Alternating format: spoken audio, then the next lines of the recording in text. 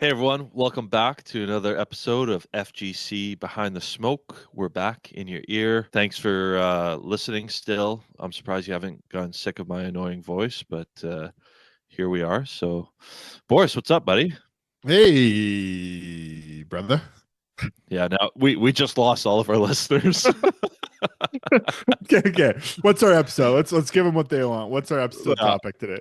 All right. So today we're going to go over how to prepare for your hall visit or hall tour. So a lot of you who are in the process, or even if you're not quite in the process yet, but you're on your way to applying to a department, you can actually call a fire hall and ask if you can come by for a hall visit.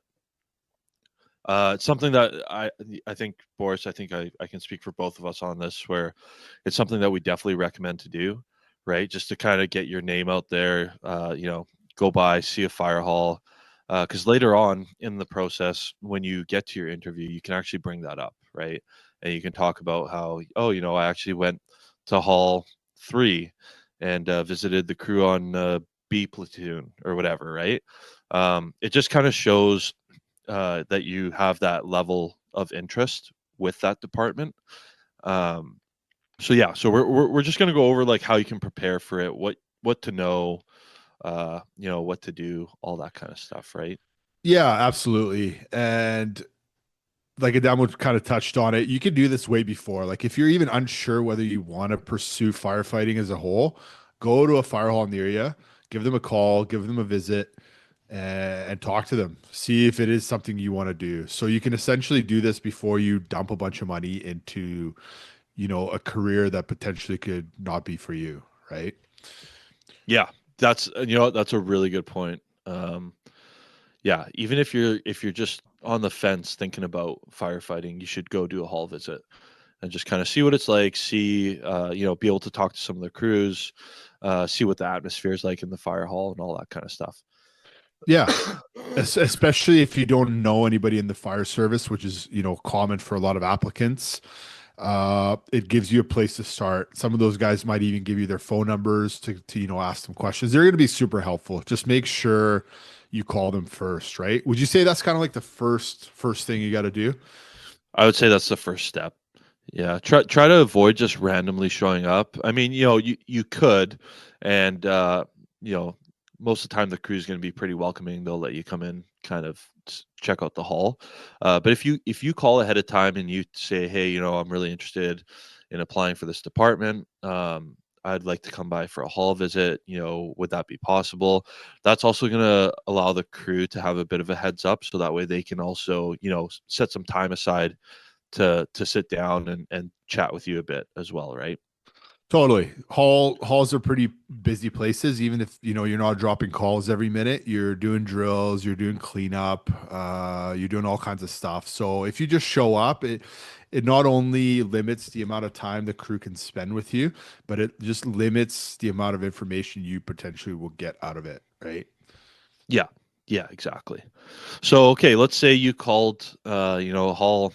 You when you call the hall, also ask if you can speak to the captain, uh, so that way you can talk to the captain directly and let him, ask him if it's okay for you to come by sometime for a visit. So let's say you've done that, and they say, yeah, absolutely. Why don't you come by next shift, which is in 2 days from now, right? What's going to be the next thing that you're going to want to do in order to prepare for this? Yeah, so I would probably, since you're speaking with the captain, probably ask if there's anything you should bring, anything you should know prior to coming down, right? This is kind of a chance for you to get more information regarding your visit. Are you going to bring a dessert for the crew as kind of as a thank you? Are you going to use a certain entrance, right? Fire halls have multiple entrances a lot of times, right? All that kind of stuff. Just confirm a little extra info, and it just goes a long way because it shows that you do care about your visit and how you're going to prepare for it, right? Yeah, exactly. Yeah. So, like you said, Boris, like, you talk to the captain, ask all that relevant information. You mentioned maybe bringing a dessert or something just to kind of say thank you for, for them taking the time out of their day to have you come by and sit down and chat with you, right? Next thing that you're going to want to do is you're going to want to start to learn as much as you can about that department, and possibly even that hall specifically, right? That hall that you might be going to might just be the hall, down the street from where you live, but it could be, say like a hazmat hall where that's their specialty, right? So try and find out that information because, like we said before, first impressions are everything. So if you show up prepared and they ask you, oh, can you tell us, like, do you know much about this hall? You go, yeah, this is actually a hazmat hall. It has, a hazmat tender here. It's a two-piece hall or whatever, right? It Mhm. just kind of shows that you've put that extra that extra effort into showing up prepared, right? Yeah, absolutely. Because one of those people that you're visiting at the hall could potentially be in your interview panel, right? You don't know that. You don't know who they are or who's going to be there. They could be there for your physical test, right? So if you can give them a good first impression, obviously that's huge. And like you said, Adamo, like if you can come with already some knowledge, not only does it show that you care about that department and you care about knowing more about it, but then you're not going to waste their time with stupid questions that you can find on the internet either, right? Yeah, yeah, exactly. Another thing too, so when you show up, like I always recommend that dress to impress, right? Don't show up in flip flops and board shorts, right? Come dressed like business casual, I would say. Slacks, a nice collared shirt, dress shoes. Yeah, absolutely. If this is just a hall visit before you even start applying, uh, that's that's exactly how you should probably look. If this is part of the recruitment process, like if they're like, okay, now is your chance to go meet the crews, go book a day with them, you're probably going to want to go full suit and tie, right? What do you think about that? Yeah, yeah, yeah, absolutely. So it just So depends. Yeah, it depends on like what part of the process you're at. If you're just starting, then a little more casual. If you're like full on in the process, then you want to dress to impress for sure. yeah, yeah, if you've already applied to the department, definitely wear a suit. Not like Step Brothers style, like full tuxedo and stuff, but Yeah, yeah, bow tie. yeah. You could though. Like I'd be pretty impressed if someone came like that. I don't know. With a bow tie, Yeah, I bow don't ties know. and suspenders. Yeah, I'd be like, okay, these guys like care, you still like put in a lot of effort to do that, but you're kind of like a funny guy and I don't know. Yeah, yeah. So dress to impress, right? When you get there, make sure you shake everyone's hand, introduce yourself, um, be respectful, thank them for allowing you to come by and visit the hall. Yeah. Make sure you bring a pen and a piece of paper, or sorry, a notepad, because you're going to be writing a lot of stuff down, or you should be writing a lot of stuff down. Yeah, yeah, exactly. So you're gonna be welcomed in. I would say majority of the people are gonna be really friendly. They're going to want to get to know you a little bit as well. They'll probably ask you some questions about yourself. They might ask you, "Oh, why do you want to be a firefighter?" or "Why do you want to work for this department?" Right? Like some basic interview style questions. So know your reason for why and know why that department. Yeah, absolutely. Don't go in there fumbling those basic questions because again, first impression is huge. And yeah, like Adamo said, they're going to want to get to know you. So be prepared for those questions. Have some questions ready of your own for the crew.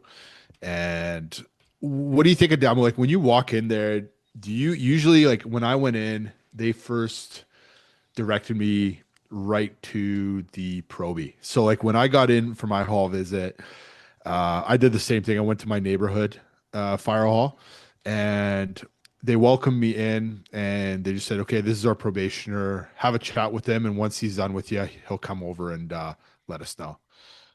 Yeah, that's typically how it's going to go. For the most part, right? It's kind of crew Mhm. dependent, I guess.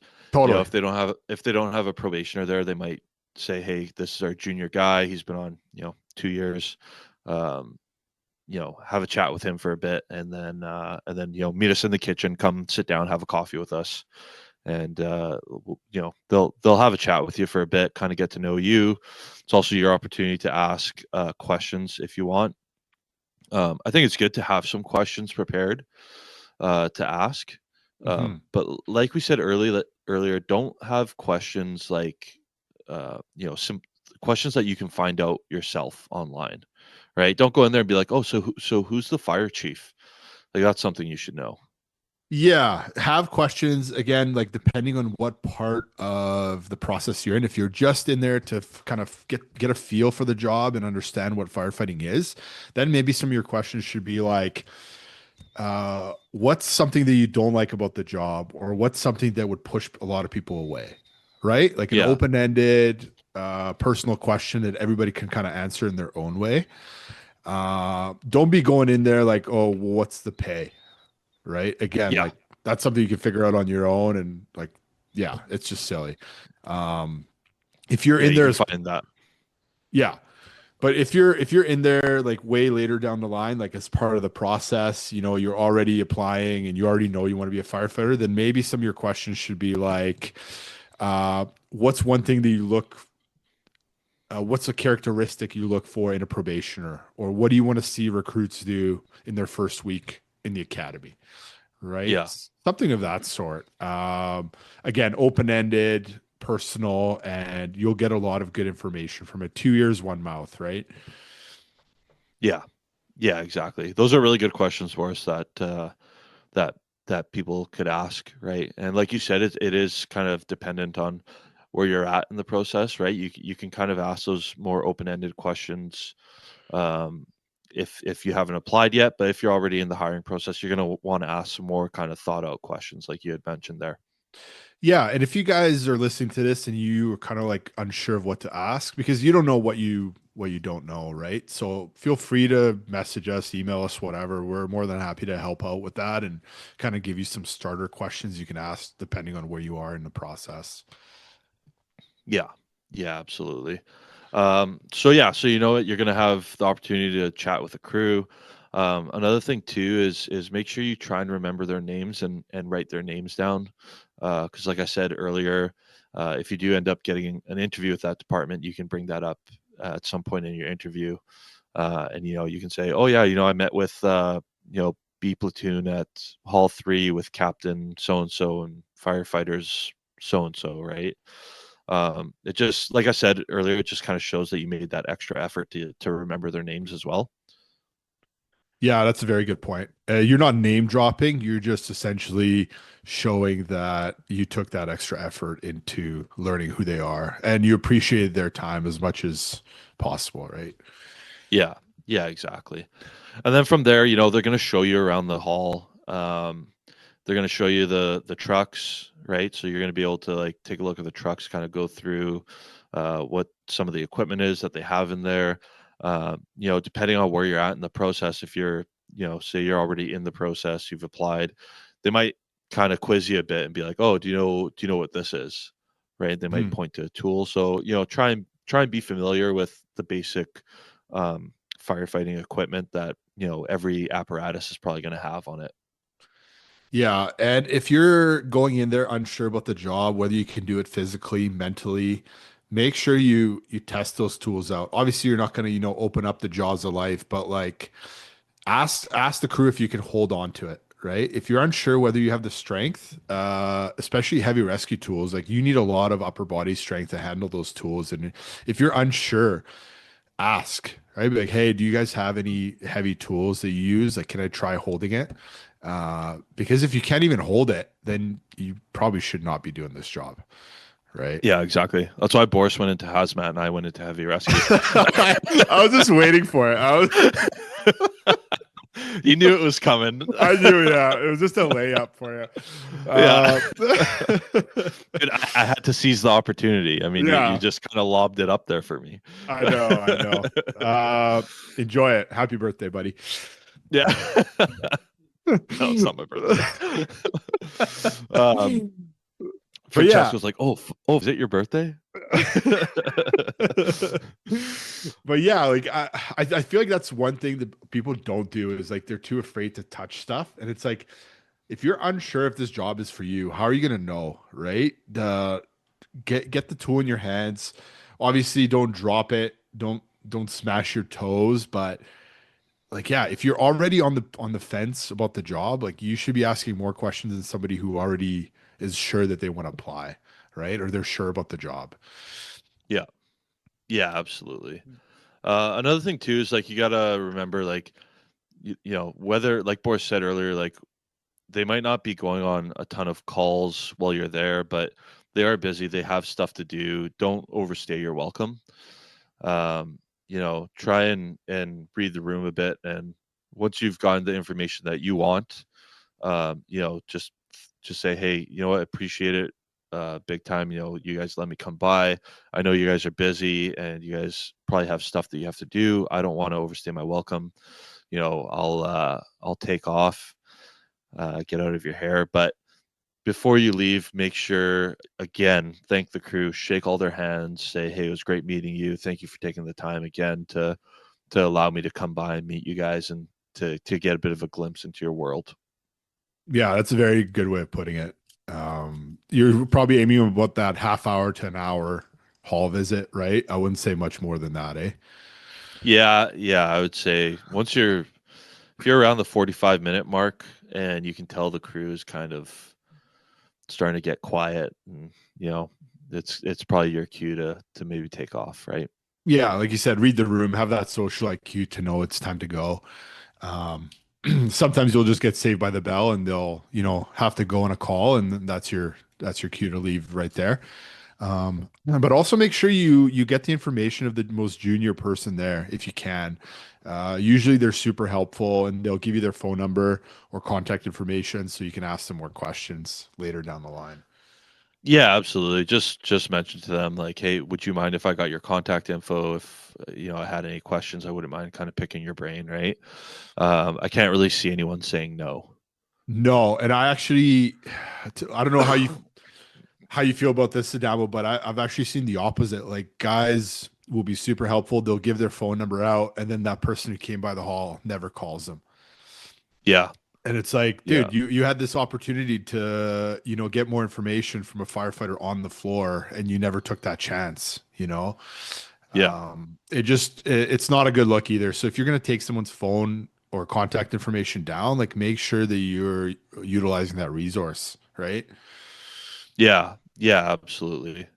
And even after you get their contact info, like shoot them a quick text and just be like, "Hey, thanks so much for giving me your phone number. Like, I'm sure I'll have some questions coming up. I really appreciate it." Right? I mean, if you just show your sincerity and your appreciation, it goes a long way, right? You're definitely going to stand out more than somebody who just comes by, forgets everyone's name, and gets a phone number or contact info of the junior guy and then never reaches out to them, right? Yeah, absolutely. Again, it just leaves a bad taste in their mouth, and they're like, "Well, we just set aside like an hour for this person, and they're not even grateful for that." So just make sure you understand that you are getting let into their home, right? They're being very welcoming, and just reciprocate that and be grateful, right? Yeah, It's not like you can go into a McDonald's even and be like, "Hey, can I take an hour of your time and see the work that you do?" Right? yeah, So if you think about it, exactly. that way, firefighters are very welcoming in that sense. So just yeah, be grateful for that, guys. Um, and before I forget, if you are bringing a dessert, don't bring frozen dessert like a instead of ice Yeah, cream. yeah. Read the label. Yeah. Don't bring like yeah, gluten-free vegan soy ice cream that's squeezed out of a rabbit's butthole. you know, Bring that full Uh, cream ice cream. The guys will appreciate it. yeah, yeah, exactly. Another thing too is speaking of bringing like a dessert or just like a thank you thing. If it's something homemade too, like that's pretty cool. That goes a long way as well. If you can go there and be like, hey, I made, these brownies as a thank you for letting me come by. Like, they're homemade, right? It just shows that you went through that extra effort to kind of do something nice for them, right? Yeah, that's a good point. Just don't poison the crew. Yeah, don't get anyone sick. But yeah, that's kind of it, guys. And then you utilize that resource, that junior guy, if you have their contact info. Um, and yeah, speak about that hall visit if you can in your interview, if it comes up, or if the recruiters ask, like, what do you know about this fire department? Well, you can probably utilize some of the things that you found out during your hall visit for that question, right? Yeah, exactly. So, yeah, that's really about it. It's pretty straightforward. Yeah, appreciate you guys listening, and we hope that this helps.